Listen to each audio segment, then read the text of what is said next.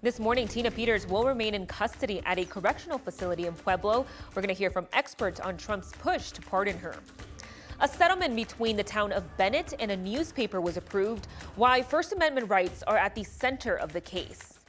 And we are expected to hit the 60s for a fifth straight day today as the stretch of warm and mild weather continues into the weekend. Thank you so much for joining us on this Saturday morning. 8 o'clock is your time. I'm Brianna Fernandez, filling in for Lauren Scafidi. So let's get a check of your forecast with weather impact meteorologist Carly Cassidy, because Carly, we just took that camera and it looks beautiful out there.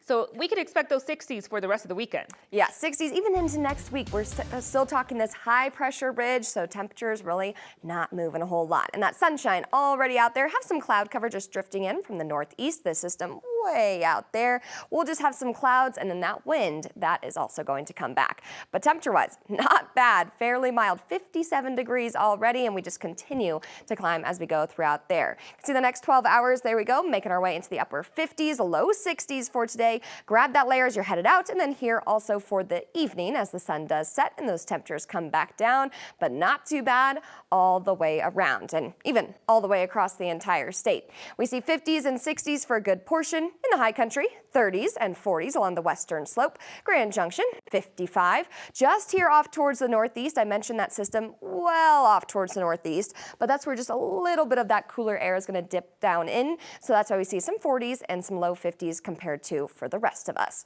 And also why we have that wind, once again, it's picking back up. Not as strong as what we had earlier this week, but we will see those gusts about 15 to 30 miles per hour. And if you're headed off towards the north, same thing. It will be on the gusty side, so it can make travel just a little bit difficult there. That's our main headlines. It's going to be warm, it's going to be windy, so we'll talk more about that pattern when that wind dies down just a touch, and we also see those temperatures dip down. Carly, thank you so much. We do want to let you know about a traffic alert that's happening right now in Arapahoe County, and it could impact your morning drive.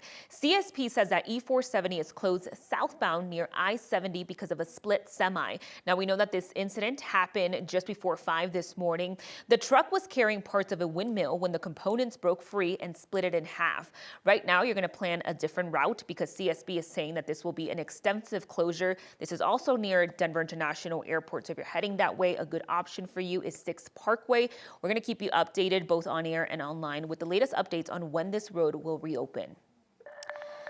New this morning, one person was injured in an overnight fire that happened in Aurora. Aurora Fire Rescue first posted about this just before 1:30 this morning, saying that they had a crews working on a fire near Mississippi Avenue and Sable Boulevard. About 20 minutes later, they posted an update that the fire was under control. They say one person was taken to the hospital for smoke inhalation. The cause of the fire is still under investigation. Aurora police say they arrested someone in connection to a deadly shooting. This all happened Tuesday night off Havana in Mississippi. Police say officers found a 38-year-old woman in a parking lot who had been shot. She was taken to the hospital where she later died. APD says FBI agents arrested Eric Douglas in Utah in connection with this shooting. The 32-year-old is facing murder and weapon charges. He will face them after he's extradited from Utah to Colorado. A detention officer in Aurora is facing a felony assault charge. He is accused of seriously hurting an inmate during a confrontation that was caught on camera. A judge signed an arrest warrant for Christopher Freitas yesterday after an October 6 incident inside of the Aurora City Jail. Officials say the inmate punched an officer and several others rushed in. During the struggle, investigators say Freitas pinned the inmate's arm in his cell door, pulled it around the frame, and stepped on it, causing a fracture. A body camera captured Officer Freitas describing the situation. He got tased, he got OC sprayed. Dude, it took us a good 20 minutes just to get him in cuffs. I had to stand on his arm. What's his name? I literally had to stand on his left arm. The inmate is also facing charges. Aurora police say the case against Freitas will now move forward in court. Lakewood police say DNA evidence found on a glove is connected to a murder and arson that happened at a home and killed an elderly woman. 9 News investigates learned the suspect was recently released from prison on parole. 41-year-old Arthur Maestas is accused of strangling 83-year-old Elizabeth Johnson and then trying to set her home on fire last week. According to police documents, it appears a suspect broke in through a window before strangling the victim and trying to light her home on fire. Police found a burnt glove next to the victim's victim's body. DNA led them to the suspect. Police say he has a history of breaking into homes. His record shows 4 convictions for burglary. The Department of Corrections says that the suspect was released on non-mandatory parole back in March. A small Colorado town is settling and paying up after pulling its advertising from a local newspaper over coverage that they didn't like. The paper's publisher alleged in a lawsuit that the move violated the First Amendment. The dispute began back in May. The Bennett Board of Trustees publicly criticized a story about an alleged sexual assault involving middle school students and voted to stop advertising with the paper. The newspaper's publisher, Doug Clausen, challenged the decision in a lawsuit. He argued that governments cannot retaliate against news organizations for their reporting. Well, they broke the law, and I'm supposed to uphold the laws of information.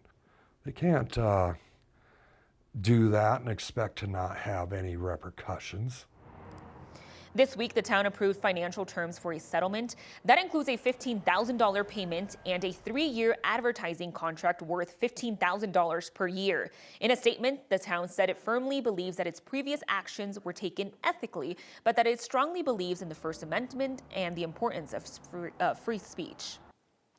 The man that caused more than $25 million in damages to the Colorado Supreme Court building is off to prison.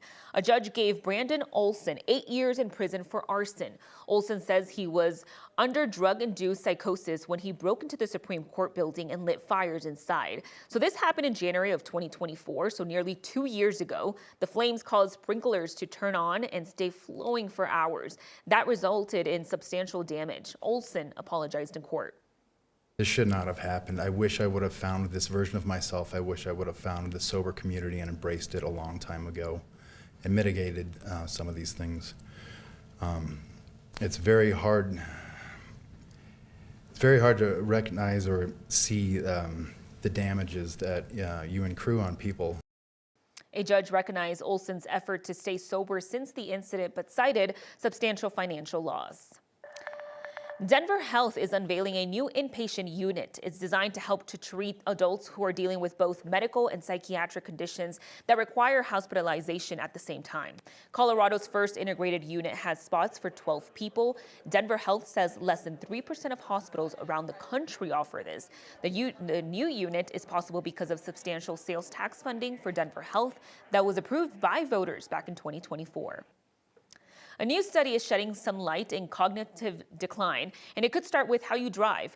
9 News medical expert Dr. Coley has more on this week's health headlines. Take a listen.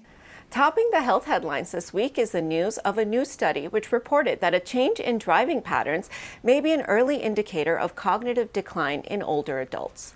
Driving data predicted the development of mild cognitive impairment with an 82% accuracy, and predictors of decline included less driving at night, fewer monthly trips, and less straying from regular routes. The next story? An FDA panel earlier this week is now advocating for changes that may make testosterone more accessible as a medication to many more people by removing its classification and expanding the product label. The therapy, known as testosterone replacement therapy, or TRT, has been limited in use due to its links to cancer, heart disease, blood clots, and other health risks. The change has not been a result of any new studies. And finally, measles cases continue to grow across the country, with a large outbreak in South Carolina. This has been accelerating following the Thanksgiving holiday. Measles is the most contagious virus in the world and can hang in the air for hours, and those who are not vaccinated will almost always be infected if exposed. MMR boosters and vaccines are recommended for anyone who is not vaccinated. I'm Dr. Payal Kohli, 9 News medical expert, with this week's health headlines.